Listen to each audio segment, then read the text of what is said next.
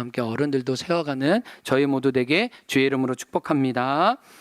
우리 하나님 말씀 함께 보겠습니다. 마태복음입니다.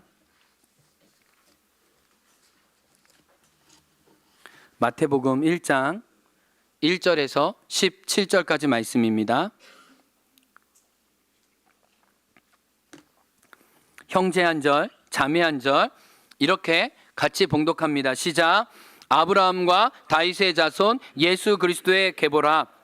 아브라함이 이삭을 낳고 이삭은 야곱을 낳고 야곱은 유다와 그의 형제들을 낳고 유다는 다말에게서 베레스와 세레를 낳고 베레스는 헤스론을 낳고 헤스론은 람을 낳고 람은 암미나답을 낳고 아미나답은 나손을 낳고 나손은 살몬을 낳고 살몬은 라합에게서 보아스를 낳고 보아스는 룻에게서 오벳을 낳고 오벳은 이새를 낳고 이새는 다윗 왕을 낳으니라. 다윗은 우리아의 아내에게서 솔로몬을 낳고 솔로몬은 르호보암을 낳고 르호보암은 아비야를 낳고 아비야는 아사를 낳고 아사는 여호사밧을 낳고 여호사밧은 요람을 낳고 요람은 우시야를 낳고 우시야는 요담을 낳고 요담은 아하스를 낳고 아하스는 히스기야를 낳고 히스기야는 므낫세를 낳고 므낫세는 아몬을 낳고 아몬은 요시야를 바벨론으로 사로잡혀 갈 때 요시야는 여고나와 그의 형제들을 낳으니라. 바벨론으로 사로잡혀 간 후에 여고야는 스알디엘을 낳고 스알디엘은 수룹바벨을 낳고 수룹바벨은 아비웃을 낳고 아비웃은 엘리야김을 낳고 엘리야김은 아소로를 낳고 아소로는 사독을 낳고 사독은 아킴을 낳고 아킴은 엘리웃을 낳고 엘리웃은 엘레아사를 낳고 엘레아사는 mat단을 낳고 mat단은 야곱을 낳고 야곱은 마리아의 남편 요셉을 낳았으니 마리아에게서 그리스도라 칭하는 예수가 나시니 같이요. 그런즉 모든 대수가 아브라함부터 다윗까지 연례되어 다윗부터 바벨론으로부터 사로잡혀 갈 때까지 연례되어 바벨론으로부터 사로잡혀 간 후로부터 그리스도까지 연례되더라. 아멘. 기도하겠습니다. 주님, 2000년 전에 마태를 통해 주셨던 이 예수님의 족보를 통해 오늘 우리에게도 말씀해 주옵소서. 성령님, 이 시간 말씀을 깨닫는 지혜 허락하여 주옵소서. 예수님 이름으로 기도합니다. 아멘. 지난주 문유경 자매의 세례식이 있었습니다. 그 이후에 제가 한 5분 정도 성도님들을 만났을 때 성도님들이 먼저 저에게 세례식의 감사와 은혜를 나누어 주었습니다. 유경자매가 울 때 자기도 같이 울었다고, 유경자매의 간증이 나의 간증도 있었다고, 유경자매의 첫사랑을 통해 나의 첫사랑을 고백했다는 이야기가 많이 나왔습니다. 그리고 몇몇 분들이 나도 이렇게 세례를 받고 싶다라고 공통적으로 이야기해 주셨어요. 나도 내 삶에 지난 흔적으로 남는 세례를 돌아갈 수만 있다면 그렇게 받고 싶습니다 라고 고백을 했습니다. 그리고 어떤 분은 유경자매의 세례식을 다른 분들에게 은혜 나누고 싶어서 여러분들에게 유튜브로 전달했다는 이야기도 들었습니다. 아마 한 사람이 변하는 이야기가 나의 이야기가 되어 그 사람의 이야기가 되기 원하는 여러분의 마음의 소원이 그렇게 된 것 같아요. 그래서 제가 보니까 원래 이렇게 유튜브에 조회수가 그렇게 많지가 않아요. 저희 교회 조회수가 뭐 이렇게. 근데 제가 새벽 6시에 확인해 보니까 조회수가 170회더라고요. 그래서 올해 설교 중에 제일 많이 조회수가 나온 것 같아요. 그 조회수가 모든 걸 말해주진 않지만 그 조회수를 통해 정말 우리에게 주시는 하나님의 메시지가 각자에게 있었고 또 그 메시지가 필요한 분들이 많이 있구나라는 생각을 해보았습니다. 근데 제가 무엇을 설교자로서 목회자로서 깨닫게 되었냐면 한 사람을 위한 예배가 실은 모든 사람을 위한 예배가 될 수 있다는 깨달음이었어요. 한 사람에게 집중하고 한 사람에게 찾아오신 예수님을 이야기하지만 그 한 사람을 통해 나에게 여전히 말을 걸어오시고 나의 삶을 변화시키는 주님의 초대가 있는 것을 저와 여러분이 확인하게 되었다는 거예요. 그리고 유경자매 한 사람의 고백이 실은 저와 여러분 모두의 고백이었다는 것을 우리는 세례식을 통해 알게 되었어요. 그러면서 우리가 지난주 확인하게 된 것은 내가 받은 복음의 선물이 예수님의 생명이 얼마나 깊고 높고 크고 넓은지를 우리가 같이 확인하면서 이 생명을 누리고 나누는 일에 우리가 더 정말 깊어지기를 간절히 소망하는 마음이 있었습니다. 그러면서 저는 유경자매가 복음을 받아 예수님을 받아 생명을 누린 것처럼 오늘 신약 성경 1장 1절의 말씀으로 여러분과 은혜를 나누고 싶었어요. 성탄절에 많은 설교를 제가 진짜 준비했어요. 이번 주에 설교를 엎었다가 뒤집었다가 엎었다가 뒤집었다가 이렇게 얘기했는데 저희 아내가 두 가지를 부탁했습니다. 짧게 하라. 짧게 하라. 짧게 하라. 네, 성경 말씀 가지고 하고 다른 얘기 하지 마라. 해가지고 제가 설교하다가 아내의 말을 듣고 다 뒤엎고 그래 성경 말씀으로 예수님 이야기 제일 잘할 수 있는 본문 가자. 그래서 다시 마태복음 1장 1절에서 17절 말씀 보게 됐어요. 그런데 우리가 육신의 눈으로 이 예수님의 족보를 보잖아요.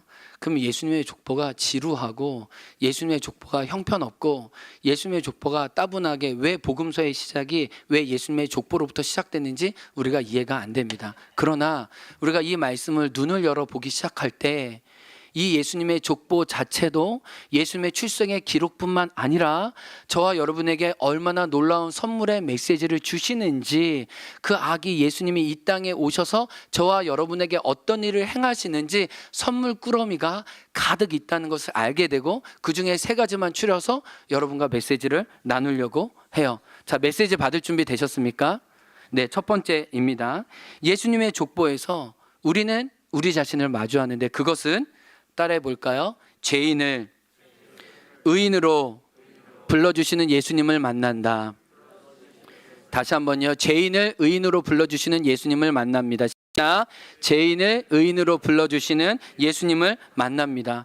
오늘 예수님의 족보 17절까지를 보면 죄인, 의인, 하나님의 은혜, 생명, 복음 이런 단어는 나오지 않습니다. 그러나 하나님의 은혜가 이 족보에 묻어 있다는 것을 이 족보를 조금만 자세히 살펴보면 알게 돼요. 그런데 마태는 이스라엘 사람으로서 유대인들에게 이 편지를 쓰고 있는데 지금 로마의 압제 가운데 새로운 하나님의 통치가 시작됐음을 알려주기 위해 이전에 이스라엘 모든 사람들이 고대하는 다윗 왕의 후손으로 예수님이 이 땅에 오셨음을 알려줘요. 그래서 마태복음은 왕의 족보로서의 예수님을 알려주는 거예요. 그런데 왕의 족보와는 걸맞지 않는 콩가루와 같은 너무 허물과 허점이 많은 죄인들이 이 족보 속에 너무 가득히 있다는 사실이 우리에게 위로가 되고 소망이 된다는 것을 알게 돼요.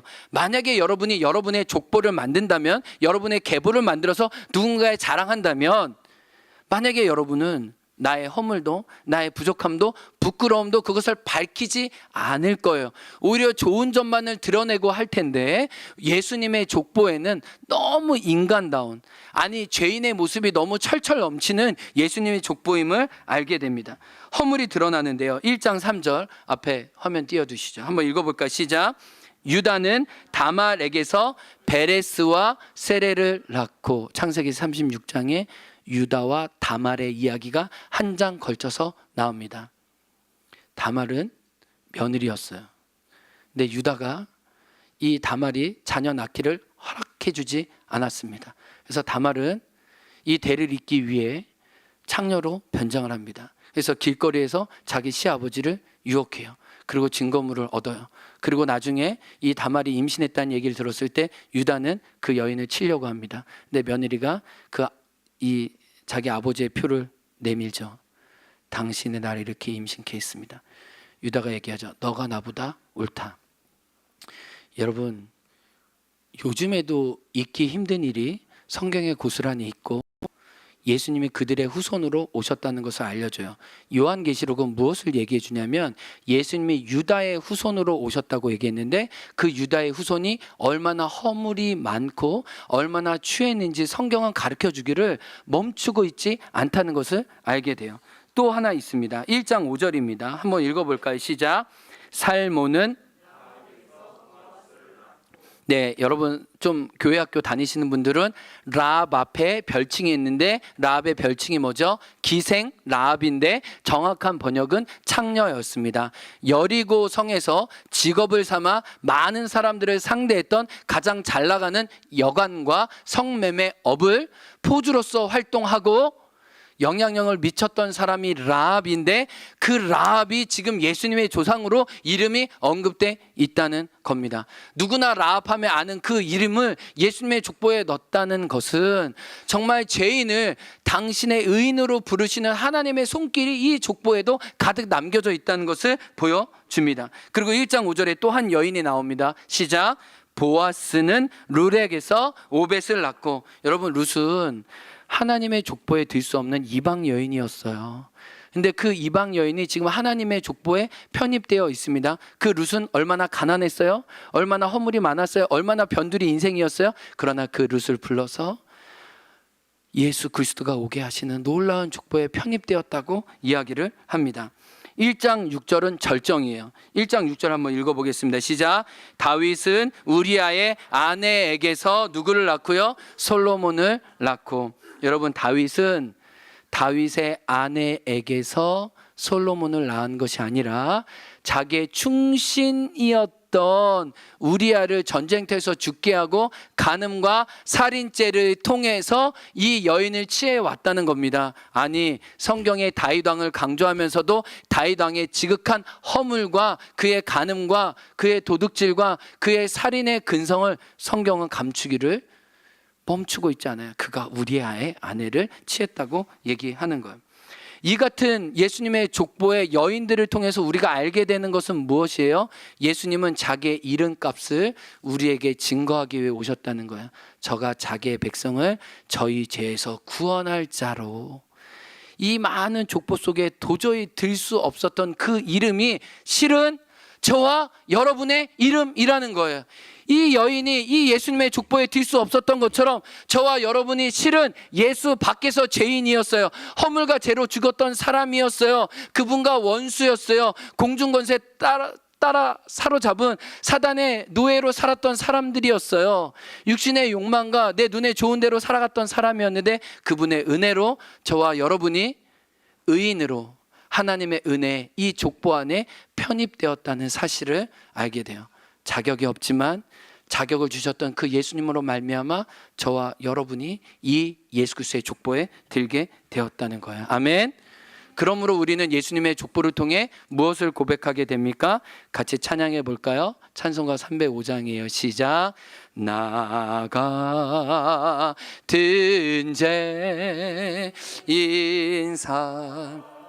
살리신 내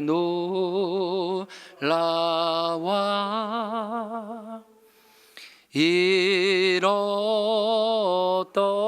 생명 찾았고 광명을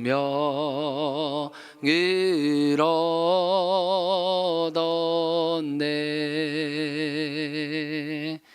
자격 없지만 자격을 부여하신 예수님으로 저와 여러분이 들지 못하는 이름이 저와 여러분이 예수님의 족보에 들게 되었다는 거예요.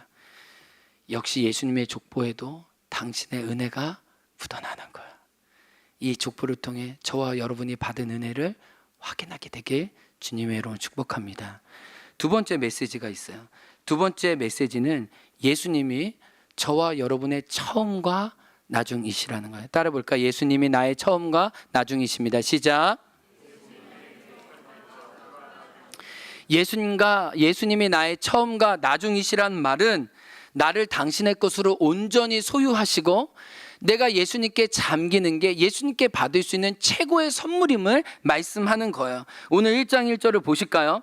우리 한글은 아브라함과 다윗이 먼저 나왔지만 우리 성경의 원문에 보면 그리스도 예수라는 말이 제일 먼저 성경에 나오는 것을 알 수 있습니다. 그리고 1장 17절에도 16절에도 누구로 끝나요? 그리스도라 칭하는 예수가 나셨다는 거예요. 모든 인류, 모든 사람, 이곳에 모인 저와 여러분이 실은 예수 그리스도로 시작해서 예수 그리스도로 끝나고, 요한계시록의 말씀처럼 나는 알파와 오메가요 되셔서 모든 출발이 하나님께로 왔고, 우리가 하나님으로 말미암아 마지막 끝도 예수 그리스도를 향해서 나아간다는 것을 성경은 알려주고 있어요. 많은 구약의 위대한 사람, 위인들, 하나님의 사람들, 믿음의 사람들, 하나님의 역사 속에 선 사람도 실은 누구로부터 누구로 맞춰진다는 거예요. 우리 중에 아무도 잘난 사람이 없어요. 우리 중에 아무도 뛰어난 사람 없어요. 저와 여러분의 시작과 끝은 다 누구예요? 우리의 수렴은 어디라는 거예요? 그리스도 메시아 예수. 모든 인류의 소망과 모든 가정과 모든 깨어지고 모든 아픈 사람들이 한 소망을 두었던 것처럼 저와 여러분의 소망은 예수 그리스도라는 것을 오늘 본문은 알려주고 있는 거예요. 근데 오늘 본문에 보면 유독 강조하는 게 있습니다. 여러분, 족보에 들어가지 않을 한 지명과 때가 나와요. 1장 11절 보시겠어요? 1장 12절 보시겠어요? 1장 17절 보시겠어요? 족보에 들어가지 않아도 되는 이스라엘 땅도 아닌 바벨론이라는 구역이 나옵니다. 여러분, 바벨론은 뭐죠? 이스라엘 백성이 포로로 아주 처참하게 눈이 다 뽑히고 정말 개처럼 끌려다녀서 많은 민족들에게 조롱과 이 수치를 받았던 그 바벨론의 때가 몇 번이나 나와요? 3번이나 나와요. 그러면 마태는 자기 동족을 위해 이 편지를 썼는데 왜 바벨론의 때를 이렇게 족보 속에 강조하는 거예요? 지금 그들이 로마 식민지 아래 개처럼 수치를 당하면서 자기 민족의 정체성을 잃어버리면서 아픈 가운데 살고 있다는 거예요.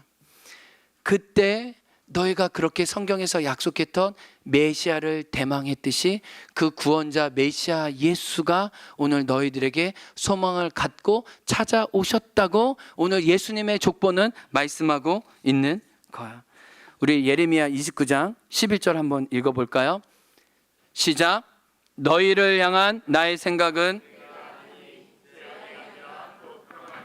너희 장래에 소망을 주려 하는 생각이라. 여러분, 예레미야 29장을 보면요, 그들이 바벨론의 포로로 끌려갈 때 주님이 끌려가라고 해요. 그 땅에서 잘 살라고 해요. 근데 포로 생활의 끝이 아닐 거라고 이거예요. 다시 이 땅에 돌아오게 될 거야. 너희는 남은 자가 될 것이, 거기서 정금과 같이 될 것이라고 해요.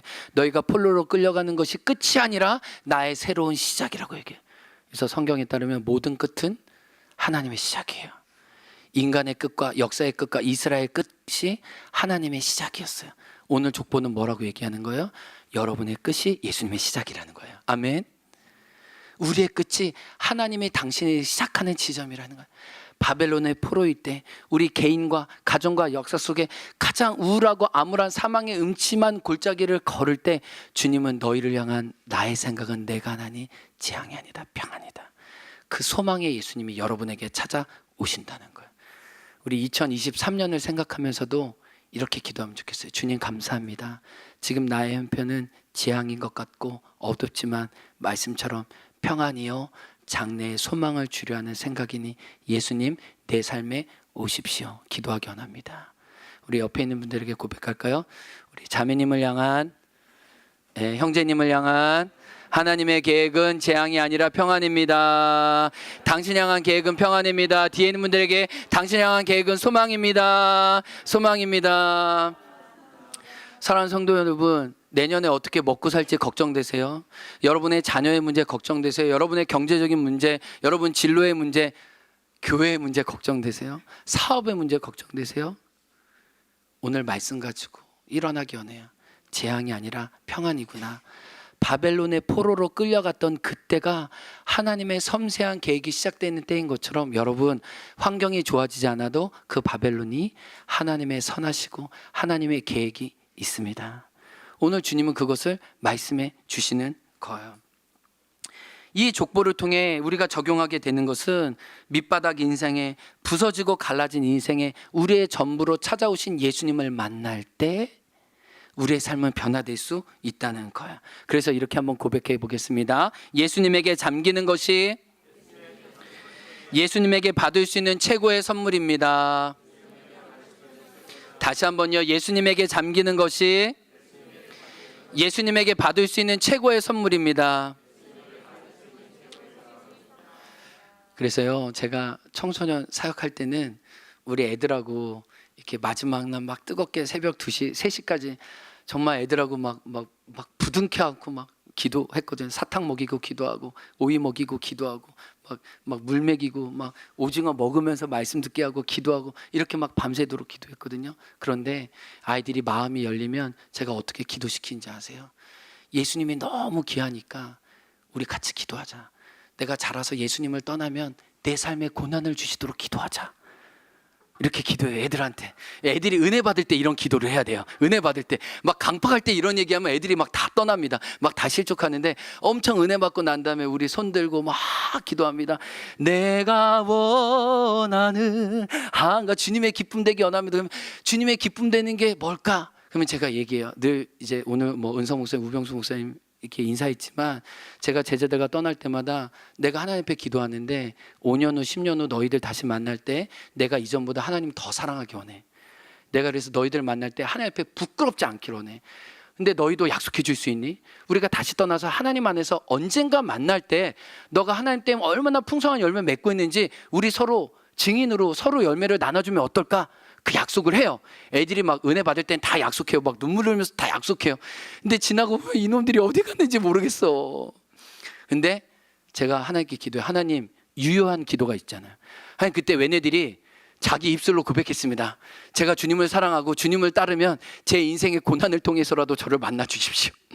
내 인생의 바벨론의 포로기에 나를 향한 소망의 계획을 가지고 계신 예수님을 만나게 도와주십시오. 여러분, 우리가 이 땅에서 길어도 70년, 80년, 100년이잖아요. 근데 우리는 이 땅에서 삶을 사는 게 아니잖아요. 엄마 뱃속에서 10개월 살았고 이 땅에서 100년 살고 하나님 나라에서 영원히 살 거잖아요. 그럼 이 땅의 삶이 어떤 삶을 준비해야 돼요? 영원의 삶을 준비해야 되잖아요. 영원의 삶은 예수님께 잠기는 삶이잖아요. 그분과 더불어 즐거워하는 삶이잖아요. 우리가 고난을 통해서 바벨론의 포로기에 소망 대신, 평강 대신 예수님을 만난다면 우리는 그 평강조차도 합력해서 선을 이루기 때문에 감사할 수 있는 거예요. 여러분, 우리 2023년을 생각하면서 지금 고난 가운데, 어려움 가운데, 여러 위기 가운데 있는 가족들이 있어요. 식구들이 있어요. 두 가지 위해서 기도해야 합니다. 그 문제로부터 이겨낼 수 있도록, 그리고 이겨낼 때 예수님의 힘으로 이겨낼 수 있도록. 사람의 힘이나 인간적인 자원으로 일어나면 또 사람을 의지하게 되니까 2023년 생각하면서 하나님, 나의 바벨론의 때에 예수 그리스도가 소망이 되게 해주십시오. 마음에 품고 내년을 걸어갈 수 있는 저와 여러분이 되길 원합니다. 아멘. 이게 두 번째 메시지예요. 바벨론의 때 주님은 소망을 가지고 우리에게 오신다는 거예요. 세 번째는요, 이게 오늘의 제일 중요한 주제예요. 오늘의 제목도 그래서 나의 이름이 새겨진 족보라는 뜻이에요. 다 잊어먹으셔도 되는데 이것 한 가지는 잘 박힌 모처럼 여러분이 가져가 주시면 좋겠어요. 오늘 이 마태복음의 족보를 보면 마태의 특성이 나오는 것을 알게 됩니다. 마태복음 1장 1절 전에 헬라어 성경을 보면 카타 마테우라고 나와요. 마태에 의해서 이 마태복음이 기록됐다고 이야기하는 거예요. 여러분, 신약 성경을 하나님이 우리에게 제일 처음 부어주셨을 때 당신의 사랑하는 제자 마태에게 감동하셔서 마태가 여러 자료들을 모으고 예수님과 함께한 것을 통해 성경을 길게 적었는데 그는 너무나 정교하고 친밀하고 그의 직업적인 어떤 본능들이 잘 나오는 것을 알게 돼요. 마태복음에 가장 단순하게 이 천국 하나님 나라에 대한 비유가 너무 많이 나오는데 예수님의 설교를 5편으로 묶어서 따로 예수님의 이야기와 행적과 설교를 따로 구분해 놓고 있어요. 그리고 그 구분도 모든 사람이 잘 알 수 있도록 어떤 문학적인 어떤 장치들을 해놓는 것을 알 수 있어요. 이것을 통해서 무엇을 알게 되냐면 이 모세를 통해 모세 오경이 주어졌던 것처럼 예수님을 통해 우리에게 또 다른 모세 오경을 뛰어넘는 새로운 생명의 복음이 마태를 통해 우리에게 증거되고 있다는 것을 알려줘요. 그는 굉장히 치밀하게 조직적으로 숫자와 기록들을 잘 기록해서 여기에 묶어 넣었다는 것을 알게 돼요. 그리고 성경학자들이 공통적으로 얘기하는 것은 그는 세리였잖아요. 세간이었잖아요.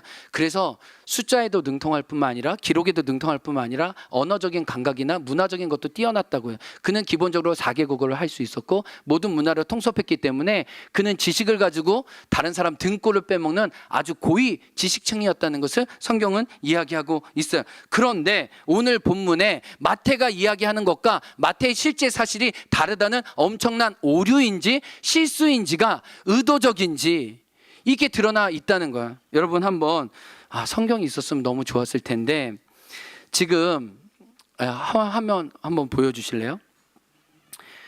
지금 14대로 예수님의 족보를 42명에 걸쳐서 나누고 있다는 것을 알게 돼요. 아브라함부터 다윗까지 14대고 솔로몬부터 르호보암, 아비야, 아사, 여호사밧, 요람, 우시야, 요담, 아하스, 히스기야, 므낫세, 아몬, 요시야, 여고냐까지 또 14대라고 얘기해요. 그런데 여러분 왜 14대라고 나눌까요? 14대의 세대를 걸쳐서 나누고 있습니다. 14대는 다윗의 숫자예요. 우리 히브리어는 이 각각 우리 가나다라 마바사가 히브리어로는 1, 2, 3, 4 숫자값이거든요. 그래서 다윗을 합치면 14예요. 14값은 드디어 다윗의 후손으로 하나님이 약속하신 메시아가 이 땅에 왔다는 것 때문에 그 상징적인 의미로 10으로 끊는 것도 아니고 15로 끊는 것도 아니고 7로 끊는 것도 아니고 다윗의 숫자로 14대로 끊는 것을 알게 돼요. 근데 마지막 3대 때 엄청난 오류가 있다는 것을 알게 됩니다. 이게 의도적인 거라면 메시지가 있다는 것을 알게 돼요. 마지막 세 번째 대는 스알디엘, 수룹바벨, 아비웃, 엘리야김, 아소루, 사독, 아킴, 엘리웃, 엘리아살, 맏단, 야곱, 요셉, 예수님. 오늘 본문에 뭐라고 그러냐면 17절 그런즉 모든 대수가 아브라함부터 다윗까지 14대요 다윗부터 바벨론으로 사로잡혀까지 14대요 바벨론으로부터 사로잡혀 가서 그리스도가 날 때까지 14대라고 했는데 실제로 오늘 본문에는 14대가 아니라 13대예요.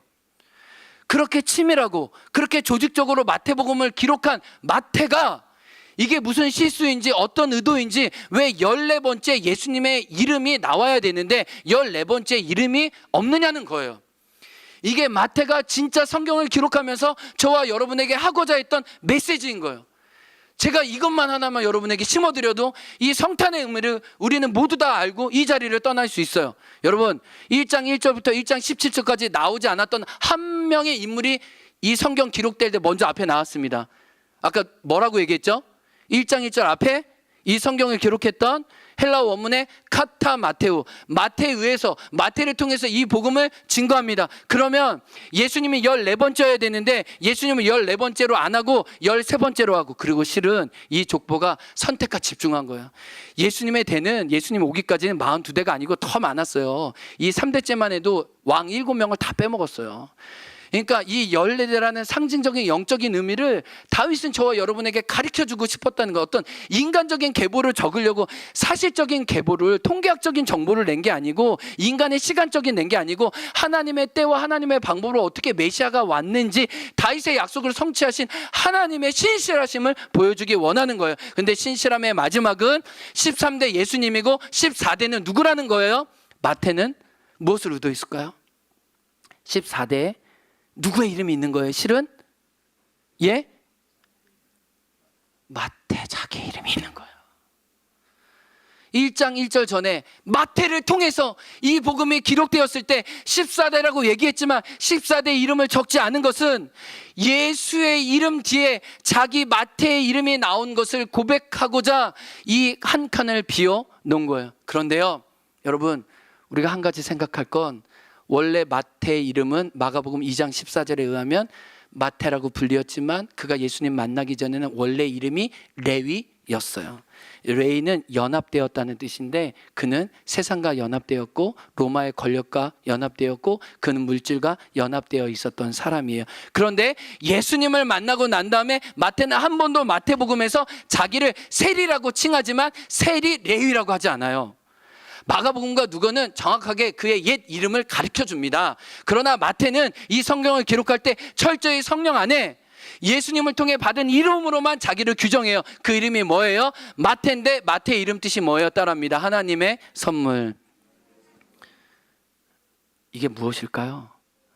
마태는 족보 마지막 칸을 비워놓으면서 하나님의 선물인 예수님을 받은 사람인 것을 고백하고 있는 거예요.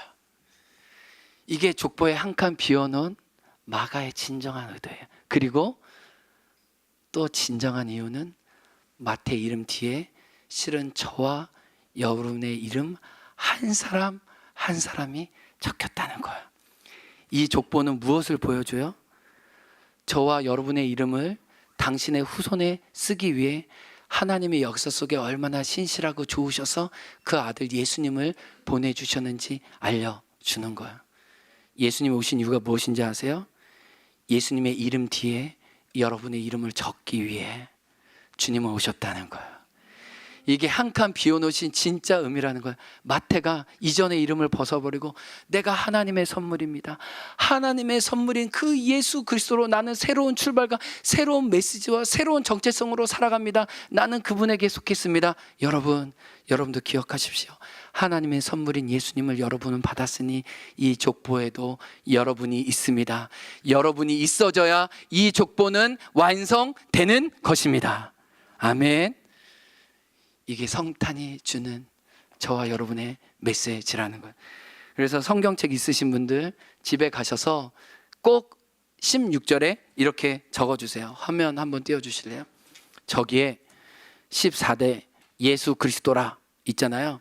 여기 뒤에 김요한 이름 쓰시면 돼요. 제 이름 말고 여러분 이름 쓰시면 된다는 거예요. 그래야 14대 족보가 완성되잖아요. 이해되셨죠? 14대라고 했는데 하나가 비었잖아요. 그 칸은 누구 칸이에요? 내 칸입니다. 따라해 보겠습니다. 예수님의 이름 뒤에 나의 이름이 있습니다. 여러분, 예수님이 여러분의 이름을 찾기 위해 하늘 보좌를 떠나서 이 자리에 오셨음을 기억하십시오. 말씀의 결론입니다. 예수님은 저와 여러분을 예수님 족보 뒤에 이름 새기시면서 하나님께 이렇게 고백하셨을 거예요. 하나님, 내가 이 땅에 온 목적을 이루었습니다. 당신이 그렇게 찾고자 했던 한 사람, 내가 하나님의 선물로 그에게 다가갔습니다. 주님, 그에게서 저를 보십시오. 주님이 저를 기뻐하시는 것처럼 저 사랑하는 당신의 딸을 기뻐하십시오. 더 당신의 사랑하는 자녀를 축복하십시오. 저를 축복하셨듯이 저를 통해 하나님의 선함을 드러내 주옵소서. 그렇게 족보에 걸맞는 하나님의 자녀로 살아가는 저와 여러분들에게 주의 이름으로 축복합니다. 우리 다 같이 일어나서 찬양으로 나아갈까요? 우리 오늘 말씀을 묵상하면서 다윗의 자손으로 오신 그 예수 그리스도를 찬양하고 싶었습니다. 호산나 높으신 그 하나님께 찬양 드리기 원합니다. 우리 찬양팀 나와주세요. 함께 같이 고백합시다. 족보 속에 나의 이름이 있음을 고백하면서 같이 고백합니다. 당신은 영광의 왕, 당신은 평강의 왕, 당신은 하늘과 땅의 주, 당신은 정의의 아들. 다시 한번 당신은 영광의 왕, 당신은 영광의 왕,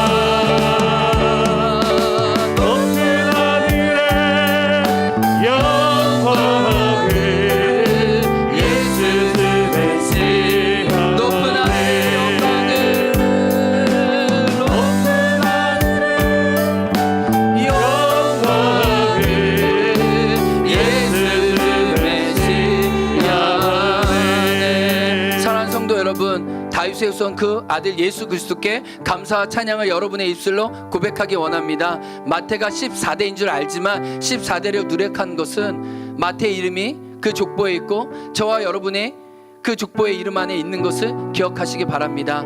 마태가 하나님의 선물인 예수님을 받았듯이 우리도 하나님의 직한 선물 예수님을 받았습니다. 그 예수님의 뒤에 저와 여러분의 이름이 있고 그것이 우리가 성탄에 받는 가장 고귀한 선물입니다. 우리 선물을 주신 그 예수님께 감사합니다. 주님, 저도 마태로 하나님의 선물을 받은 자로 주님을 기뻐하며 자랑합니다. 모든 영광과 찬양을 받아 주옵소서. 제 삶이 주님께 있습니다. 우리 같이 주여 한창하고 기도합니다. 주여, 주님, 하나님 감사합니다. 하나님, 오늘도 당신의 이름 우리에게 써주시고 하나님, 당신의 생명을 우리에게 드러내주셔서 주님 감사합니다. 하나님, 호산나, 호산나, 다윗의 후손으로 우리에게 오셔서 그 이름과 우리에게 써주시고 당신의 이름 우리에게 불러주셔서 감사합니다. 당신의 이름을 불러주셔서 감사합니다.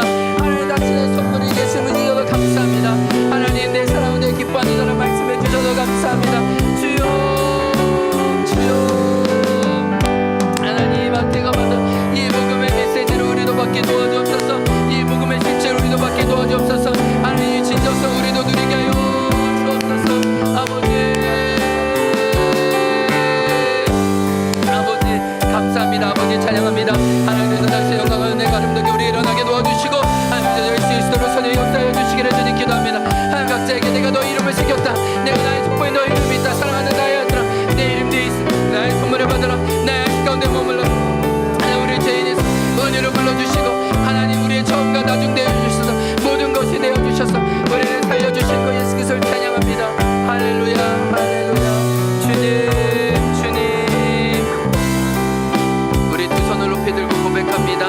호산나 다윗의, 호산나 다윗의 자손께, 호산나 흘러온 주의 왕,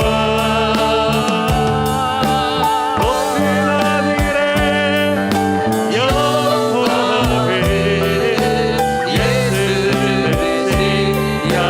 호산나 목소리로 고백할까요? 호산나 다윗의 자손께, 호산나 불러온 주의 왕, 높은 하늘에 영광을 예수 주 메시아네. 주님 감사합니다. 마지막 빈칸에 이름을 두신 이유는 예수 그리스도를 선물로 받은 마태처럼 우리가 그분의 족보와 그분의 백성으로 편입되었다는 놀라운 사실을 알려주기 위해 마지막 비워두셔서 감사합니다. 예수님이 이 땅에 버리시면서 우리 한 사람 한 사람 찾아오시니 감사합니다. 저는 예수님 짤이고 예수님 것이며 예수님만큼 소중한 존재입니다. 예수님 버림당하시고 하나님 우리를 찾아주셔서 감사합니다. 그 족보에 걸맞는 명예를 가지고 신분으로 이 땅에 살게 도와주시고, 혹시 바벨론의 포로로 깊은 인생의 골짜기에 있는 분들에게 찾아와 주셔서 널 향한 나의 계획은 내가 하나니 재앙이 아니라 평안이고 소망이다라고 그 소망 되신 예수님 우리 만날 수 있도록 허락하여 주옵소서. 우리에게 성탄을 주신 예수님 너무 사랑하고 감사합니다. 그러면서 성탄 또 11조 감사, 건축, 월정, 선교 모든 예물을 주님께 드립니다. 모든 처음과 나중 되신 하나님 이 예물을 통해서도 우리의 삶을 통해서도 기쁨을 받아 주옵소서. 예수님 이름으로 기도드립니다. 아멘. 지금은 우리 구주 예수 그리스도의 은혜와 하나님 아버지의 사랑과 성령의 교통하심이 그 나라의 백성으로 그분의 이름 뒤에 나의 이름이 적혀졌음을 기뻐하며 이 성탄을 하나님 앞에 온전히 살아드리기 원하는 주의 자녀 위에 이 땅 다음 세대와 제주도 위에 지금부터 영원토록 함께하길 간절히 축원하옵나이다. 아멘.